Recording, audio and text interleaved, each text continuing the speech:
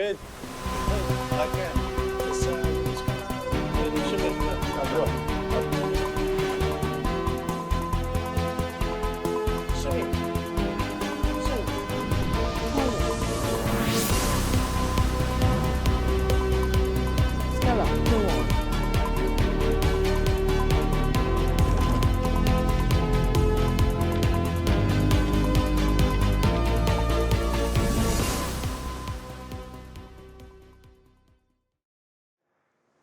Welcome back to another episode of The Verdict, the greatest rivalry in rugby.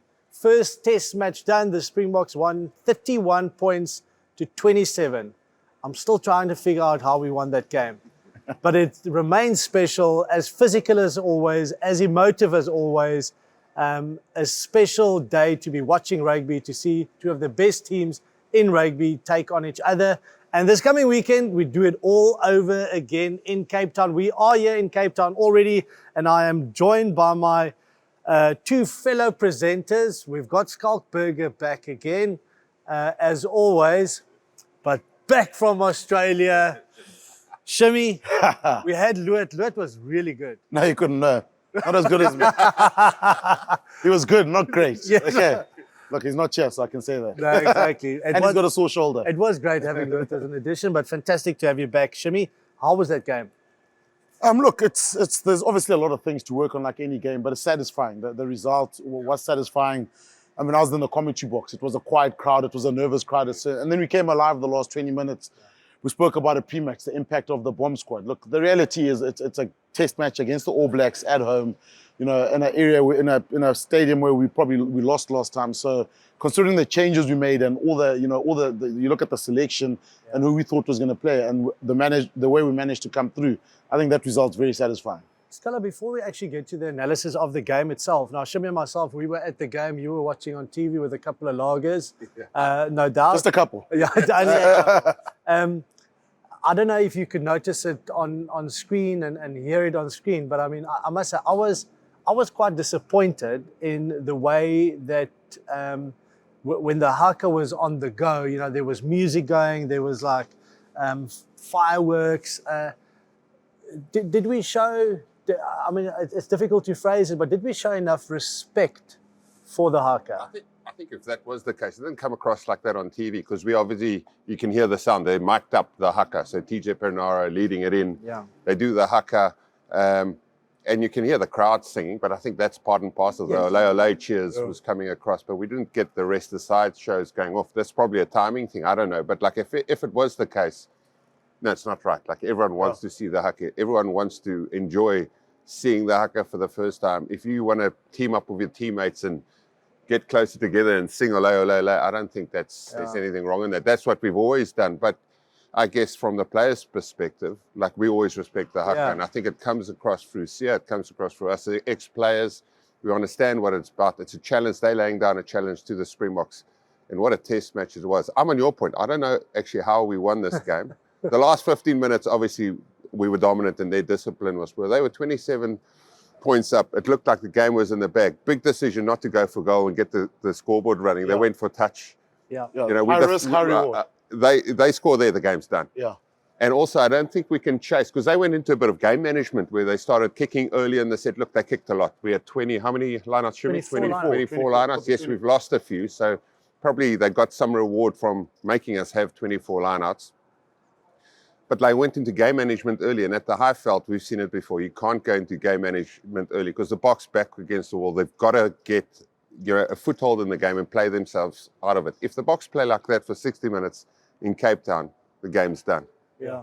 The and Shims, maybe just quickly your view also just on the haka, because I think Schalk, you know, you said it so well now in that as players we always respect it, you know, but sometimes it can be viewed, and you know, I was sitting there, I was with Schalk Brits and Frans Steyn and Rowan Pienaar, you know, as former Springbok, we were just like, this just doesn't feel right when you're playing the music and you know, here's something that is part of rugby, and I think a great tradition that is part of rugby.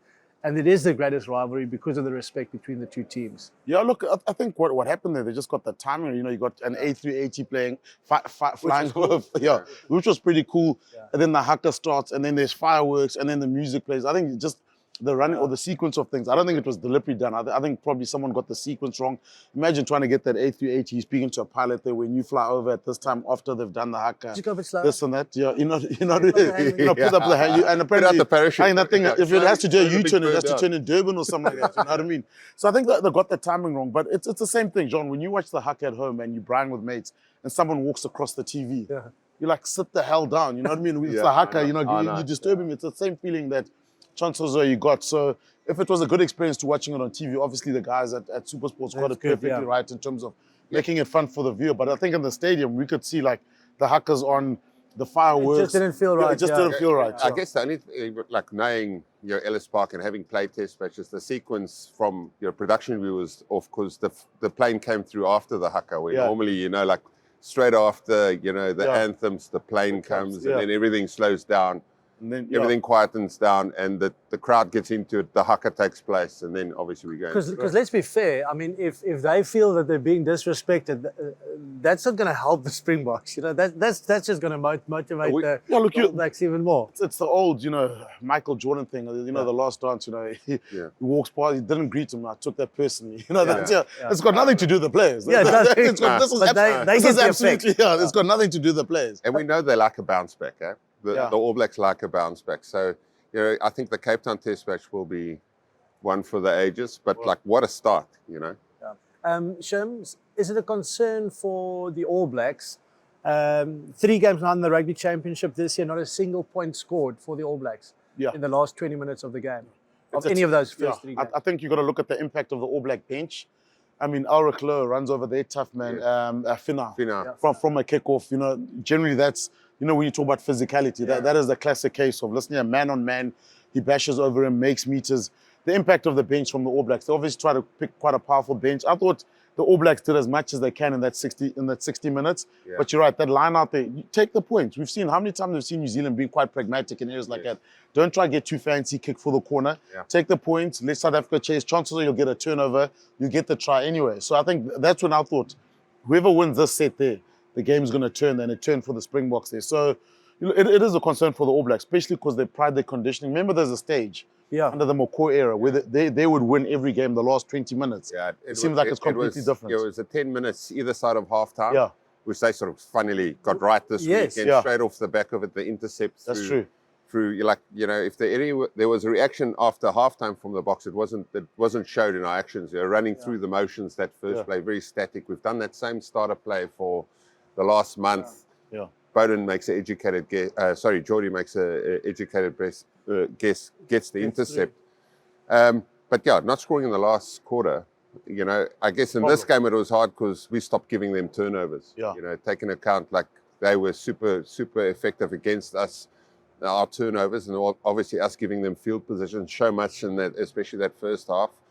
And then obviously Caleb Clark's try in the second half was outstanding. That set play, the ball over the top and the loop around, and how he got that away under immense pressure from Shasha, pretty much set up the try, and then it was hands after that. Scala, before we get into the analysis of the game, because I think that's the basis of this game for me, it would be the error rate that we made, that the Springboks made throughout the game, and certainly the first 60 minutes, combined with where they want to go as a team, keeping ball in hand and getting that balance right. It was probably the worst performance this year in terms of our attacking play, in terms of the mistakes we made in the outside channels, and even from our starter players.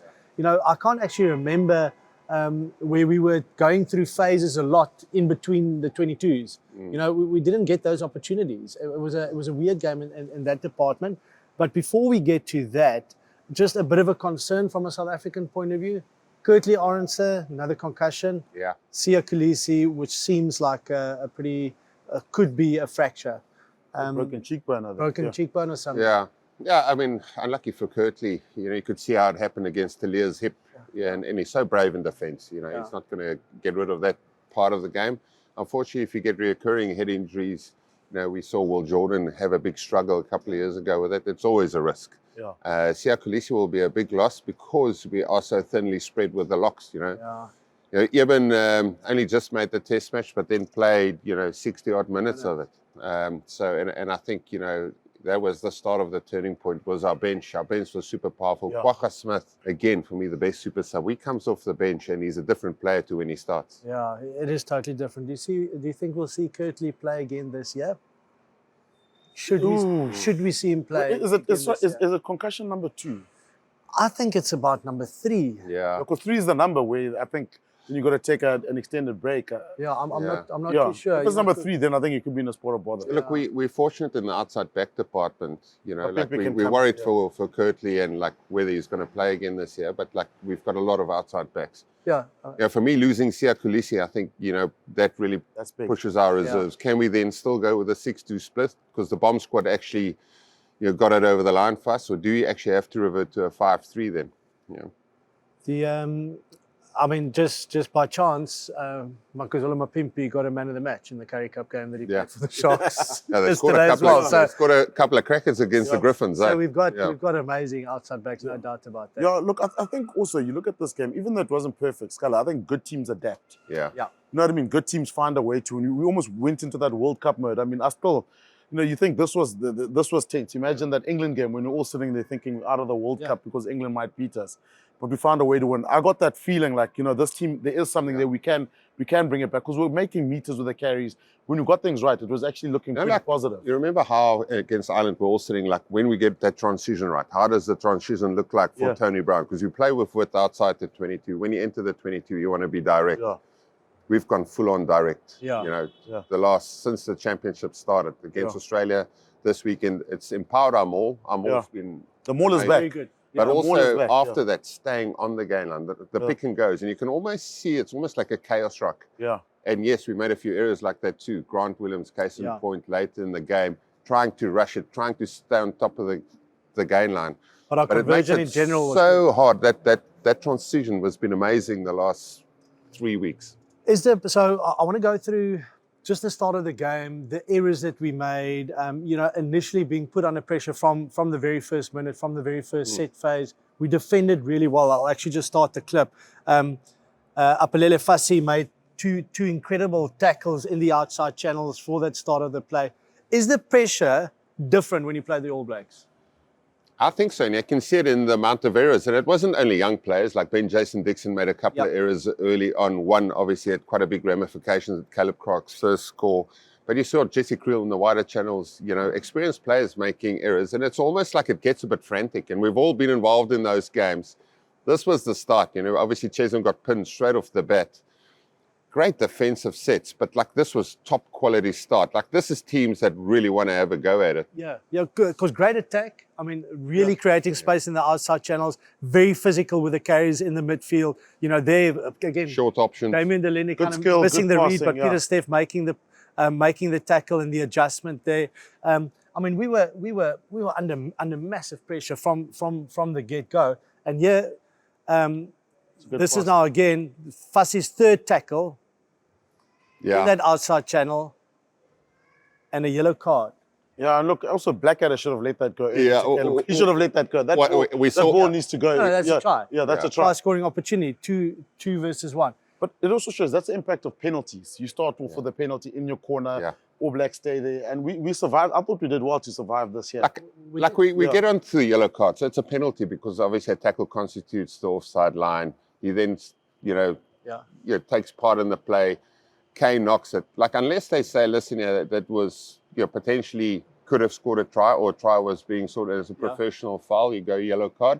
But we saw in the second half, they conceded 14 penalties to the All Blacks, I think. Yeah. 14. And it took until the 12th penalty for them to get on a yellow card, get on a team warning. This is 5 minutes into the game. If a ref's going to start like this, then be consistent with it. Be brave enough to call it over and over again. Because there's a stage where it was All Black penalty, and then the warning eventually came. But then it's almost too late. Ethan Blackadder was good, by the way. He was bloody good. His output was impressive. Look, there's a bit of subtlety. Just, fix your eyes. Give it to Caleb Clark. Worst case scenario, Caleb gives it back to you. He's such a big, strong unit. You saw how he finished the other two tries. And again, we don't want to put too much focus on the referees and the refereeing group, but this call plus a couple of TMO decisions that we might have a look at later was there as TMO well. there? Well, that's what we need to decide. Fair, was this a fair call for a professional foul? Look, it's fair if you're going to be consistent with it. Yeah. It becomes unfair when it happens the other way around and then the ref's not brave enough to call it.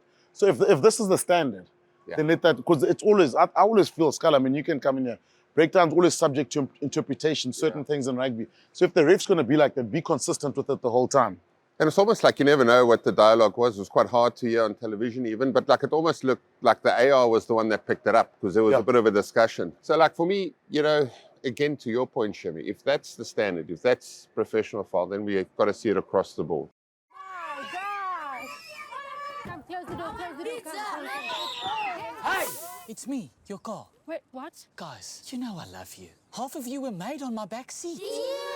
Scrooge for me as well. We've been on holiday together. Chrissy, your first kiss was in my boot. What? Sorry, I didn't know that was a secret. But there's 9 of you now. Small one, I've stopped learning the names. You're slamming my doors like a teenager. Jaden, milkshake.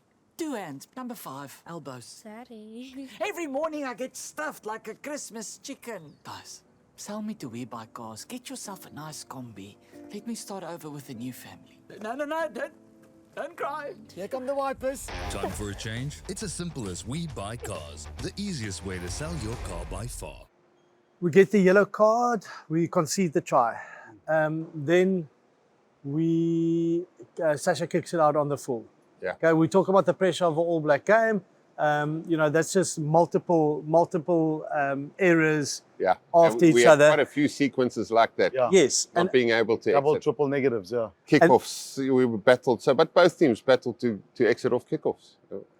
I mean, this was an easy one for them to exit because here we see Perenara 50-22, and immediately you are right back on the attack. Yeah, talk to me, John. Like if you've got I mean, obviously in our 9, you know, you can't go past a certain point. In the past, you'll probably force them to play one way.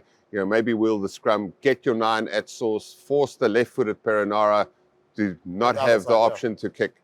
Do you think our setup is as good as it can be there? That's exactly what I would like to speak about because I felt Cheslin was a little bit too far out.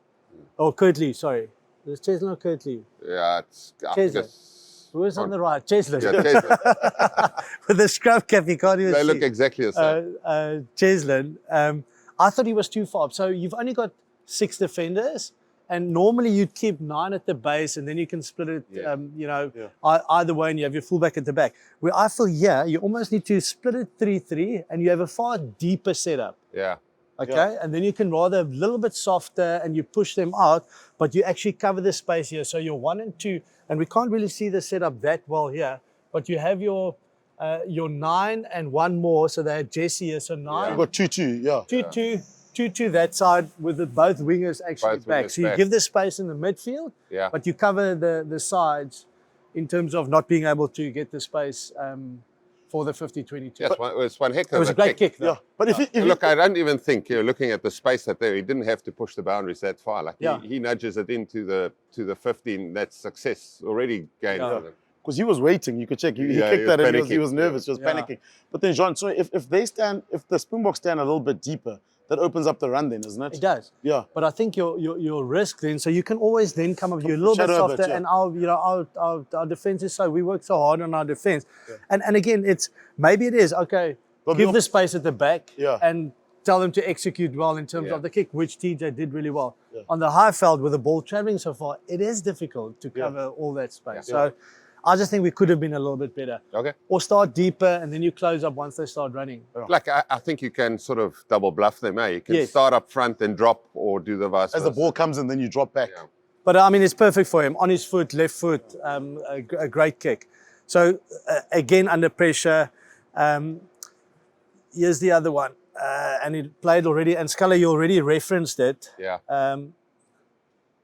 Because we have this attack mindset now, but it's knowing when to offload, when to take risk, understanding where you are in the game. And in this scenario, we just see Ben Jason Dixon taking the ball up there. Is the offload really on? Because again, if you do offload, Jasper takes it up, and there's only Sia to clean. play, yeah. Then Quibus needs to go clean, and then you don't have a 9. So your play is just I think disrupted. part of our evolution is to make the ruck more dynamic, and I think we got to a stage where we're attacking. Previously, where the rucks was very clean, it's 9 and you pass it to the middleman. We already see them changing that up. But like somewhere in this dead area of the game, we saw a little pick and go by Ben Jason Dixon. We got a scrum for obstruction against us. Just hold on to it. Yeah. It's not a clear cut. It's not a line break. You're not in behind. Those little pops and offloads work when you've dominated contact. You need to be on the other side of the defense. Because if the hardest thing, if you're a cleaner, you're obviously looking at a threat, your head's down, you're not expecting the pop. And these turnovers in this area of the game is what hurt us big time. And we all know, like New Zealand, their transition players is Actually, do you reckon it's a case also of, because these two would not have played together ever before as a combination, Ben Jason and Jasper. Jasper hasn't played for a long time now. So it's also understanding the players you're playing with. And what they tend to do, Could have been the chat, Also, it did Vista call for it. Because he's not running for the offload. He's running for the clean. Understanding the body language of your. Also, we saw one later in the game in the wide channels with Jesse Crewell and Damon the Islander, where and like Damon was also running for the clean. But like this against the All Blacks, this is what you don't want. Yeah. You don't want a turnover ball there. We're scrambling. And again, then it's attack. How lovely is the double little show and go? And I guess that's what Ethan Blackadder should have done in the first instance. Set the big fella free. I suppose, that's the nature of the quality of the game, that, at this level, errors get punished a lot quicker. Then in a URC game, you might get away with it. You still might be able to defend that. Yes. But, against the All Blacks, you blink and you're under the sticks. So they score the try. We've got 2 minutes left in the game. First half, we're 1 point down. World Cup final score, half time. just a reminder. Like, I think I was stressing just as much in this game as I did in the World Cup final, funnily enough. We get this line out, and I see this as an opportunity as well to score a try. Yeah, interesting one. I was surprised that it was Sasha all alone and the rest of the back line not joining him forward. So it seemed like a set play, but the others were just a little bit late. Missed the jump. We create the space on the outside, but then again, put it on the foot and not being able to capitalize on it.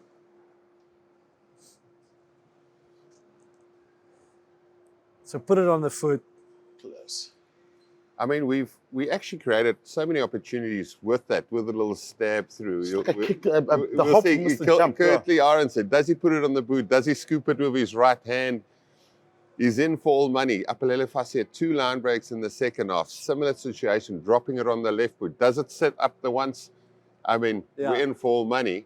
And it felt like that game where the ball wasn't bouncing our way, but it was going their way. It was, and often those games, that trend continues. Yeah. We'll get to the opportunities that we missed, and I certainly saw the previous one as one of those, because we get another line out after that as well, Shimmy. Yeah. Because Bowden Barrett kicks it out. Yeah. With 2 seconds left, clock, 2 seconds left on the clock. So a bit of a judgment error there. We get another shot at it to be able to. It was on the 22 to have a line out to potentially get points, but again, not being able to capitalize on that. Yeah. But that was, for me, that was the game. Like you see, sometimes you need to punish areas like that, like BJ Dixon's offload. I thought when he did that, I thought, New Zealand are going to pay for this. We're definitely going to score. Yeah. But what I found, you look at the game and you can see certain areas, like our first maul, you can see they're struggling to stop. But the first scrum, you can see 1 or 2 cracks starting to show. Then you realize it's just about time till those start ticking over. And I think that's what happened in the second half there. But I think there were some positive things that you're right, Sean. We'll look at the missed opportunities. But for me, positively, we're creating opportunity. Yeah. Everyone is talking about, do the Springboks revert to type? Are they brave enough to play this running game against New Zealand? And we were. Which is a good sign. For me, it's very positive and I like the direction. The nice thing about what we had is our tools, the maul saved our bacon and our 22 attack. And that was back going to the pack of forwards. And the pack of forwards went down. Yes, they went down. Tuanga Fassi came on, got the yellow card. Like those yellow cards are always... The moments, the small moments in the game. And then all of a sudden you could see our pack of forwards go like, give the ball to us. We're going to take this in our hands. But that's first half then done, okay? Yeah. What would the message have been at half time? Obviously, get points on the board first, okay? But what do you think they tweaked anything? They changed anything going into that second half? I would think it would have been quite calm in the Boks changing room because they would have realized, okay, we haven't dished up enough quality and we're still in the game. Enough territory, And they would have said, listen, okay, certain errors, like those coach-killing penalties should be out of it. Discipline, is a non-negotiable, but also game discipline. So whatever your set is, execute your set. Whatever your line-out is, execute your line-out. And this is the way Talking we about started. set, yeah. And again, I think when we had this line out, when we saw, okay, 4-man line out, see on the back, I knew what was coming. We've done it 3 times in the game already. When last did we John, see? this is one of yours. Eh? look at him smiling. This is one of yours. This is one of John's specials. Yeah, here we go. I absolutely love this. Terrible feeling. But also, he knew what's coming. He took an educated guess. Yeah. But if you look on the box side, the way we ran it is super static. Yeah. It's not heads-up rugby. Like, you can have your set play, but, run to the line and play all options. You see Sia going on a little drift, but you see Oxenchair running just next to him. He should be your release valve. So when Geordie does come out and looks like he can get in the passing lane, you do the double pump and you drop it on your shoulder to Ox. But this is the problem we often have with training. Yeah. You'll run this thing a million times and over and over. And a guy intercepts it at training. Everyone, you know where it's going. You turn your shoulder early. You sort of telegraph it. And you're unlucky for Damien, it's him making the pass. But this is a symptom of the way we trained and seeing the same picture over and over again. So next time you run it, all options are live. Even Damien can carry. Even if someone does that, if you carry and get him behind him with the little offload, Sia's. No, that's the thing. So, I mean, if Geordie gets it wrong, gets his timing wrong a little bit, Sia goes straight through there. Okay? Yeah. I think and you said making an educated decision there. Yeah. The fact that there aren't any threats out the back makes his decision easy because he gets in between Damien and the other defenders, and then if the ball either goes to him or Damien keeps it, and then Kane makes the tackle. So the target there is Rico Ioane for Sia to get onto him. Yeah, to try and make meters off him. Yeah. I mean, I've never had this feeling. John, is it any good when you do a little intercept? Yeah, it's nice. It's nice until you get caught. You pull the hand grenade and the ball over the back. Yeah, but you'll see how static and how lateral we are. See, so no options out the back. Makes the read a far easier one. And even Ox, Ox really very slow in terms of not really being a threat. That's a worst start because everyone's probably still, you still haven't come back to take your seat yet, and you look up and the All Blacks have scored, Then 10 minutes later, I think again, this is a reflection of where we want to go as a team. They've identified the space, couple of forwards in the back line that they can target. Jesse, obviously disruptions with Kirtley going off. Okay, so everybody's shifting out one channel, Andre at 12, Damien now at 13, Jesse on the wing. Having a go, making meters, but then the fluidity post that, being able to set up the ruck and still be able to attack. See, that's a game. The BJ, do you pop it? Is it decision making or is it execution? That's just the wrong decision. It's not on. The pop's not on. Even if Damien does get it, he's going nowhere. It's a tackle and chances are there's heat on him. You're doing that offloads when it's a one-on-one and you've beaten the guy half and you've got a soft shoulder and someone's running a support line, basically knowing that he can do. And Jesse knows he's made the wrong decision there. Yeah. Hold on to it. You've got Damien Dallin, who was an absolute powerhouse at the breakdown anyway, counter-rucking, stealing ball. Just put up the phase. But you run the ball, I thought was the right idea because as a backline player, you look at these two forwards, there's space and opportunity. He was making meters, shoulders were turned. They win that ruck, you got players running onto the ball, you can build pressure from there. And again, in terms of, before we get to this one, in terms of your exit, that's an exit for us as well. You set up the ruck, you can still kick from that one. Yeah. Now the wingers are up, there's space in the back, you can still kick from that, or you keep playing and get more space. You kick in shape. Like your backfield after you've got him behind him looks completely different. This is exceptional, boys. Yeah. Whoops, beautiful execution. And like you look at the replay, you look at the box setup, it's not perfect. It's almost like, there's small little things that we didn't get right on the weekend. Malcolm marks your rudder at the back. He's got to follow the ball. Sia is your first loot forward out if you pause him now. So Malcolm follows the ball. He's perfect position. So he's got anything inside the first carrier. Sia misses to jump.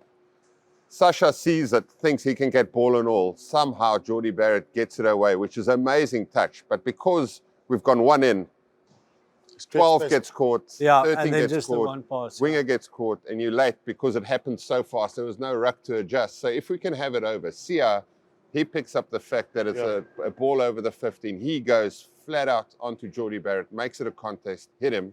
The swivel then gets Sasha, picks him off.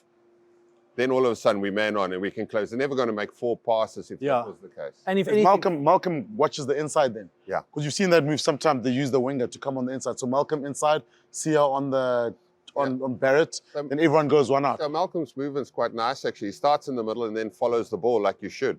It's just Sia is, thank you very much. Sia is way late on the jump. Thanks. And because he's late, Sasha picks it up early.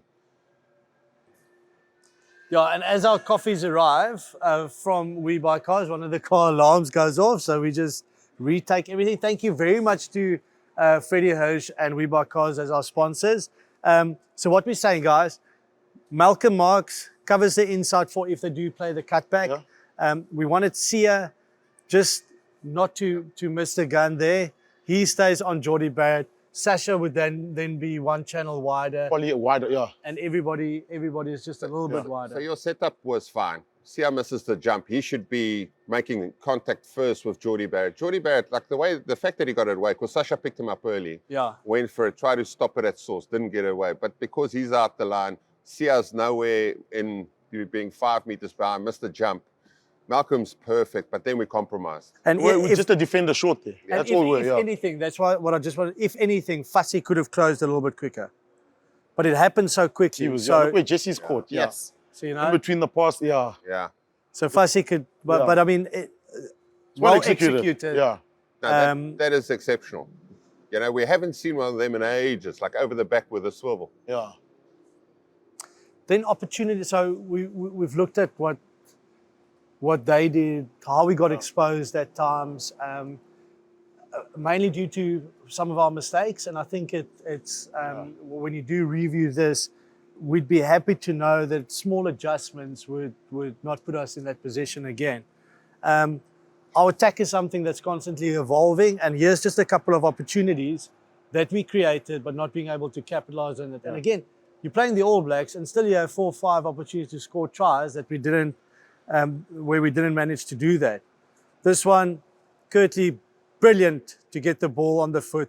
The ball just never. I thought he had that. The ball just never. I thought he had up. that. Jeez. And it was also like one of those, like even when Sasha kicked it, it was like spinning, and then he kicked it, it kept on spinning, and it almost like in replay, because the ball was like flat towards him, I thought like maybe he should have just scooped it. You know, it's not like it was bouncing. So scoop it up with the right hand, and I think he would have scored it anyway. It came off the back of passing forwards, ox and chair out the back, and then obviously the nice thing about Sasha is his options and how alive he is behind that pot of 9. Yeah.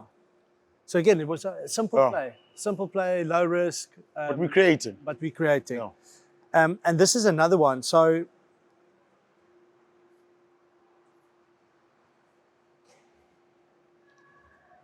he was through the hole there. Yeah. That was on. He would have draw 2-on-1 or 3-on-1 and try on the right hand side. And it's just like you watch it in real time, and this is Damon de Allende just doing the forwards roll, running straight, dragging it back. And you just felt the pass wasn't sympathetic enough. You know, it's a short ball. You're like, you don't have to pull it or spin it. Just get into the breadbasket. But I think what we're also doing nicely, you know, players in motion. In motion, nice setup, you know, 4 players in that first spot. That keeps the defense tight of the All Blacks, which, if you do that right, you box them in, create your space on the outside. We often see that now, where we used to be 3 players in that pod. Now we've got the 2 extra lead runners on the inside, and then you obviously pass it like a face ball in front of them.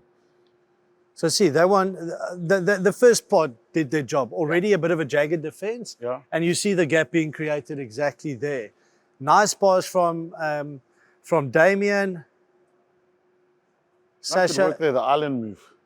Sia drifts out because you got exactly on there. That you got Curtly there, and then straight through the middle.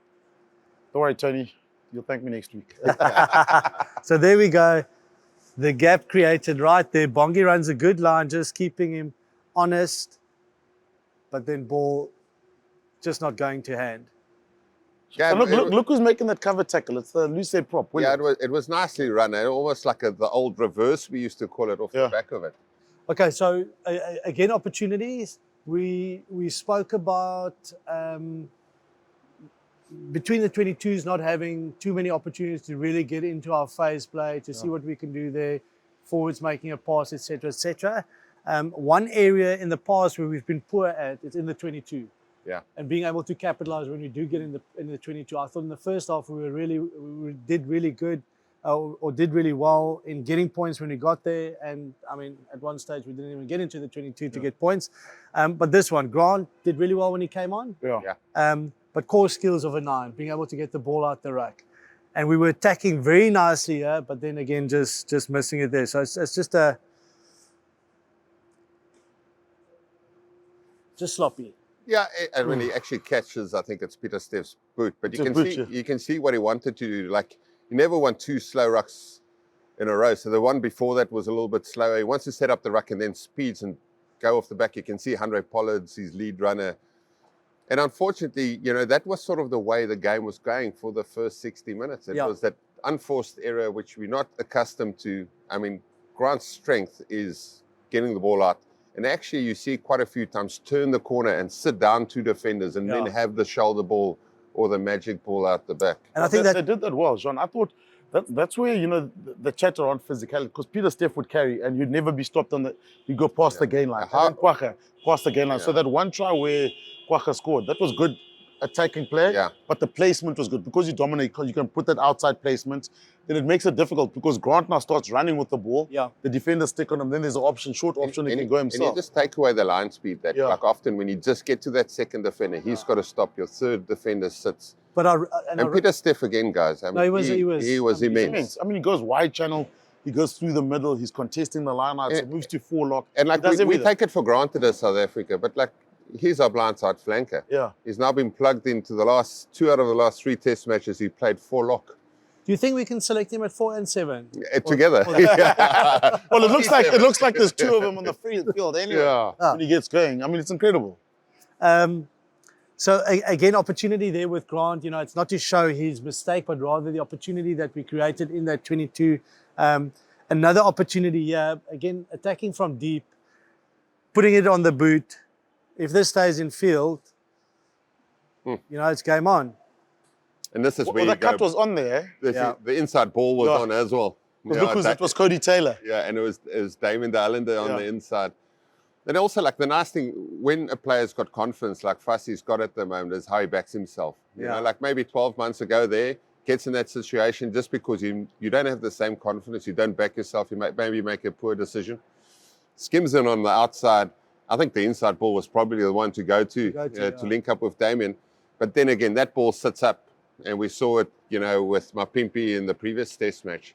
It's a try. Let's quickly talk about Fassi and his game, because I mean he was quite involved. Early on, three really good tackles early on in the game. Yes, the yellow card, but later on we'll see his effect with a high ball. That situation as well. I thought he had a solid game. I think it's his best test match. To be honest, I think. The areas that in the past would have haunted him is defence. The shot he put on Ethan Blackadder, yes, he gets a yellow off the back of it. We all know this is where he's special, how quickly he drops it onto that. Sit up. It just never happened. It just didn't. But then also, I think under the high ball, he was really, really good. What did Chizzy say there, Jean? I can't see the screens a bit. I can't lip read. No, but it is certainly his best taste. And it was nice that he was given the chance. We all thought Villiers going to play this last test, but the competition's on. He's brave under the high ball against Australia in the rain. Also, really good. Very good under the high ball. He had that one kick for Mapimpi to score. Also, so he's on form at the moment, it was a beautiful place to be.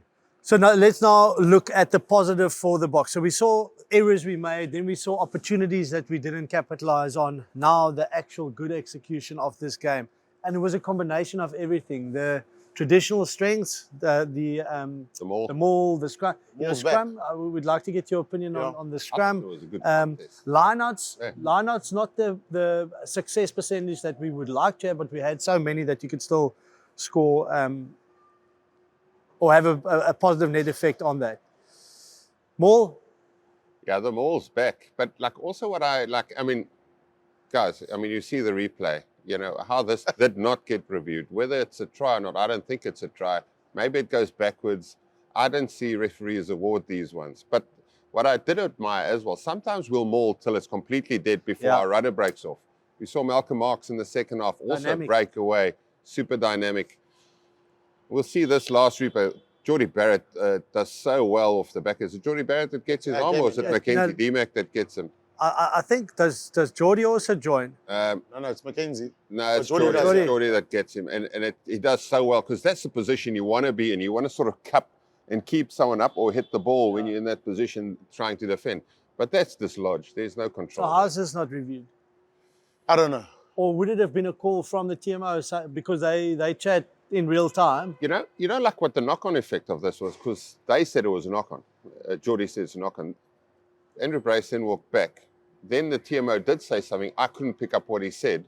And then Sasha ran out of time to kick the conversion. So that's the conversion where the shot clock gets. Yeah. You can see Andrew Brace at the bottom there. He's got someone in his ear. He's trying to hear what the TMO is saying. They're having a chat. And then all of a sudden the shot clock goes. And to be honest, Damien McKenzie's first one. Same thing. Yeah. Same thing. But Schalk, for me, that's not controlled well. The officials have got a chance. You can go back and say, oh God, let's review it. The kicks, let's slow it down a bit here. Let's look at it properly. The TMO here, for me, didn't do enough. At least it's worth a look at, because I promise you, as soon as the try was scored and given, you look at your phone and commentary, and it's not South Africans, it's guys from all around the world. So, how can you not look at this? Look at X, Y, Z, you know? Yeah. And we didn't see it until the last replay. So maybe like the try was awarded, TMO doesn't get it. All of a sudden he sees, all right, there's been a knock-on. Get involved. But we've seen conversions being made and before kickoff, and then they come back and not allow the try. So, you know, again, it's you don't just look at that in isolation and say, no, 5 points, okay, South Africa should have lost the game, because the knock-on effect of something like that creates a totally different game for the rest of the 64 minutes. But John, for me, for me, also the refereeing community has got an opportunity to have some sort of communication. Yeah. I guarantee you this week it's going to be radio silence, like nothing happened. Yeah. Surely you come out and say, guys, this is what we could have done, or whatever's communicated around the refs, because there's definitely error there. Whether it's the decision, the communication, the All Black players walking past us saying, listen, but something needs to be said in terms of that. Otherwise it festers and continues and it builds up. Like for me, like we've all been on the receiving end of that as well. Like I think it levels out over your career, but like you want to have the right decision made. Yeah. If it's not a try, if he's lost control, it's not a bloody try. Yeah. And that's the right decision. You know, like if, you know, something else happens that's a bit more contentious nowadays, like head injury, whatever, we just demand an explanation to say, listen here, why wasn't there mitigating circumstances? You know, like if there's no contact, why does someone break a cheekbone type of vibe? You know, like you never know where that level is. Sometimes you don't even see a replay. Other times they go look for it and give almost a reason not to award the try. So, you know, that's unfortunate for the game as a whole that, you know, that was a try which, you know, clearly he lost control of. And I mean, you referenced it there, and you jokingly said it earlier, was there TMO? We saw this instance. We also saw a tackle on Sia Khaleesi, how badly swollen it was after the game, potentially bad injury. The question is, where was the TMO for this game? Because that is pretty clear, or at least you want an explanation during the game. With Sia, same thing. You know, at least just communicate it so that the viewer knows, or Shimmy, and maybe to elaborate a little bit on that from your side. Do you reckon we'll hear something from the referees this week just to explain those two situations? We'll be waiting. Look, it will be interesting to see, because now with obviously the footage will come out. This is what happened, etc. They'll say, okay, you guys say this. There'll be two sides. There's always two sides. The New Zealand side, you already see it on social media. How can that try be awarded? It's not a try. It's definitely a knock-on. Then the South Africans are now saying, no, Sia got an illegal hit in the face. That's how I broke his cheekbone. But it doesn't help the game. Look, that's the reality. Look, I mean, they're a team, right? They're two ARs plus the referee plus the TMO. And you just want a nice dialogue between them. And like, they mustn't be talking code. We've been going on about this for, we must understand what the hell they're trying to say. Speak English. You know, speak English. It should be a simple discussion, whether it's a try or no try. And he's lost control of the ball, yes. Or if it's a hit and there's mitigation or no mitigation, or first contacts on the chest or on the ball, after that what happens irrelevant. Like, but we never quite get that clarity, which obviously then allows every keyboard warrior and every social media platform to have a go. But you reference, I mean, that's the Italy-France game. Yeah. With a kick at the end, when the French guys started and the medics came on. Yeah. And the TMO, and no one said anything. The Italian guy, is it Garbisi, missed the kick? Garbisi, He missed the kick. You know, the game chucked away from Italy, a famous win. Yeah. That could have been controlled by actually the officials. Well, 100%. Yeah. Or, I mean, at least afterwards again. Yeah. Just provide clarity. So, yeah. Provide We messed up, clarity. guys. We put our hands up. Yeah. Because I think it's, hey, let's be honest, being an official, a referee, that's not an easy job. And, you know, I'm that, refereeing a schoolboy game. Yeah. that pressure cooker, but that pressure cooker of Ellis Park, Like, this is not anything. it influences you. Andrew Brace didn't see the ball getting dislodged. He That's a was- Can't blame TMO him. call. That's a Can't blame TMO him. call. So it's a team. So Yeah. if you as an AR see something, or as a TMO, you've got to step in and say, listen here, Andrew, no try, ball lost. Yeah. No, we need to get that right. One thing that there's no doubt about was, and I The maul is back. yes, I questioned this decision. Yeah. Okay? Why would I ever question the decision to go for a 60-meter penalty? When But you- also, John, like we've captained kickers, and like when a kicker comes and says it's mine, you want it, you give it. yeah. You know, if someone looks at you for 5 minutes and he doesn't really want to take it, you kick to touch. Yeah. Like when that penalty was awarded, he was like, I'm having this one. What a kick. It's a great feeling for the team, though, when a guy does that and he smashes it right through. It's the best feeling. I mean, For the it's, team, it's yeah. like I was sitting with Franz Steyn, and I mean, who better than that guy Yeah. to... You never even get into the opposition half, but you're leading by 9 points. I know. Just Yeah. three kicks from Franz I Steyn. know. Okay, and I could see him just look at this one and just say, "Yeah, that's me right there." That's proper. That is what I brought into the game. That's nice to see. But like, Yeah. what a kick. Yeah, I mean, he amazing. did The confidence, though, yeah. Also. And that's the second long one he's kicked for the Boks. You remember that one at Twickenham Against Wales. against yeah. Wales? He had an absolute, also like a 55 or Yeah. meter at Twickenham. It's a bomb. But Schalk, that's, as you said, I like the decision-making process with that. Yeah. Where it is, Sasha, he obviously, you know, what I hate is a kicker saying, "No, I'll take it," and then he's 15 meters short. Yeah, he kicks it halfway. Okay, because in practice, you know what your distance is, and he knew that he could make that Yeah. kick. Go to the captain, got you, I got this one, give it to me, you kick it over. You know, if he misses on the left or right, that's fine. But don't kick it 20 meters short after having a go. Oh, no. 10 points down, 20 minutes to go. Okay? And at this stage, I could not see, by the way we were playing, by the way that the All Blacks were playing, I could not see us winning this game. Yeah. I could not see how we were able to get back into it. But this was a critical time for all of them, and also for Fassi, who I thought kind of brought a lot of the spark back with this run and this kick. I mean, that's his proper gas. He puts Yeah. the up and under on, and he finds space with the up and under, like D-Mac's way back, and then Perenara's one back pedaling, and he just outskins them. And it really opened up for this phase of play. I was thinking, jeepers, where will this go? We played on, then we went into a bit of a kicking tennis as well. And like for me, like this was sort of the part of the game where, you know, another great option by Great Sasha, stab. not overplaying, asked him to exit, where the All Blacks actually went into game management first. Yeah. Playing, Was trying kicking to defend early, the lead, trying to yeah. defend the lead. I think in Cape Town next week they can do that. They couldn't do it up in a high felt. And then, as you mentioned, you know, putting them under pressure, the same as we were in the first couple of minutes of the game. We see the yellow card.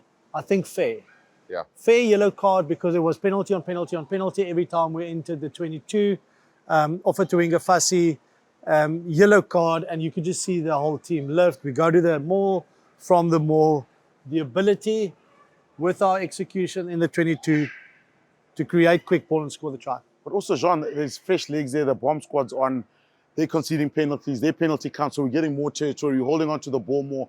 And you've got no choice but to chase the game. So with fresh legs, making good meters, you can almost see the steam, you know, the momentum coming, running towards Look, as much as the we Springboks want side. to make it chaos rucks, you can see like our ball carriers is falling shoulder out. You know, Yeah. no one ducked their head back in, allowed an inside stealer to get onto it. Gibbons carry, and I think it's Jasper Visser's carry off the back of it. Yeah. Both guys angling out, landing out, so that the cleaner has an easy target, and your pick and go, Space. that far puller has been either Taken out. cleaned away or compromised. It's gone deeper, yeah. But like that's been our biggest improvement is that 22 conversion rate and how we transition into our 22 attack, which is completely different to the way we attack outside the We 20. saw a couple of kicks from him early on in the game where he was going for touch, where the execution wasn't that great, where it was like 10, 15 meters back. This one, we were sitting right there. So I thought he might have missed it, but to perfection. And this is That's tight. guys, this is my pet hate is when, you kick for touch and they just nudge it out 10 meters. Yeah. Go for the fight. Go for it. And then, this is a thing of beauty, right? Even as a backline player. I thought New Zealand hitting the ball the wrong way also towards the open side. Yeah. You want to hit it towards the touchline. I know they don't go up to contest. But to my point earlier, like we didn't wait for the thing to, go so static that you can't get off the back of it. Malcolm backing himself down the blind there. And we see more of the same. When we get into this area, how dangerous we are, Grant with a little show and go. Yeah. Sean, look how quick that ball is from Kwaka. So you see the first one outside placement. Then Kwaka, even though he places it the wrong side, he actually rolls it out. Yeah. That creates speed on the rack. And then, obviously the All Blacks don't, when they do fold, they're going across instead of actually watching close to the rack area, because that's where you want to watch. And then that opened the hole for him. But the fact that Kwaka rolled it out opened the hole up. And this is where the Bok pack just started getting a bit of the ascendancy and the physicality. So yes, they down a forward, but when the Boks get their sails up and they start running at you, and the gain line is for free, and the crowd starts to wake up. It's impossible to stop. We get the penalty, and Sasha misses a relatively easy penalty kick. Yeah, that was like, oh, okay, what's going on here? I actually thought they should maybe go for them all again. Yeah. Because got it was momentum. like 3 minutes left or whatever. But I was happy that he missed the kick because I went on social media saying we would win by 4 points. I was less by 7 the whole week. I didn't see it coming. My friends were starting to message me. 4. But for me, the issue with the Boks is and I guess the All Blacks will look at their review, and what let the Boks back into the game is their inability to exit off kickoffs. Oh. We were terrible at the kickoffs until eventually Ulrich Low caught it at the back, put it under his jumper, got over Fina the once, the other time also proper carry, sort of more towards the touchline. And then we actually, off the back of that, went back to a contestable off 9 and not kicking it out, and we almost, have a refusal to put it through 2 passes and kick it straight down the middle or the open side, you sort of get caught up in that little corner. It's almost like a coffin corner for the Boks, but we saw the same with the All Blacks. So, teams are finding it hard to exit. We found a way eventually to win. It's important. It felt like this team, who has not played together a hell of a lot, grew into the game, and towards the end, just that unity was there. Guys, there's so much to talk about in a game like this because so much quality on the field, and even though mistakes both ways, we can probably go on for another hour. But it's that time, Shimmy. You haven't done it for quite a while. Give us your honest verdict on this performance by the Springboks. I'll give it probably an 8 out of 10, purely because Rowan Nokia's first test start, Peter Steff starting at lock, Eben not making it, Fassi getting his first run. Sasha has never played against the All Blacks. Yeah. The All Blacks gave us as best as they can for first 60 minutes for us to have the confidence to come back. The fact that it was a 23-man performance, Ulrich Low got a run. He was immense. Jasper Visa out for 6 weeks. I thought he was brilliant for a guy that's played. Yeah. So for me, it's a New Zealand team, guys. These games are always tight. It's never going to be a runaway. It's always tight game. New Zealand had a massive purpose in terms of looking at the World Cup final. They wanted redemption and all of that. So for me, it's a fantastic performance. Not perfect, but from what we had in terms of young guys getting their first opportunity, they get the pass mark here. It's like that free flow exhaust that we heard in the background. It's not perfect, but you like it. If you can split it up into 2 games, you'll go obviously the last 15 you will give us perfect, you give a 9, but then the first half you give ourselves, the first 60 you give ourselves a 6. Yeah. So I'm going to be a little bit more critical, and we beat the All Blacks, guys. Yeah. Never ever do you beat the All Blacks and you go, let's be arrogant about the win. So no, there's a lot of work on, but I've got a feeling of a 7.5 for us. We got a result against All Blacks, which is amazing, but there will be disappointment from the Bok camp in our lack of accuracy, maybe a few defensive lapses, setups, error rate on the ball. But then if you look at it as a whole, at the end of the day, we bossed the position. We bossed territory at the end of the game. Discipline was outstanding. I think 5 penalties or 6 penalties we conceded against their 14. Yes, our handling errors in the beginning was quite high, 9 in the first half. So I think there's work-ons for the Boks. This week, though, in Cape Town, completely different test match to be playing at altitude, and I can't wait for that. Yeah, look, it's interesting. You know, Australia uncontested scrums, because we're so used to bullying teams in the scrums, kicking to the corner. We found a way to win. We got scrum penalties, but not as much as we generally do get. So we're finding ways to win outside of just the traditional scrum dominance, kick for the corner and all of that. So I like the direction the team's going. It's good. Nice. What's That your is verdict? unfortunately all the time What's your verdict? What's your that verdict?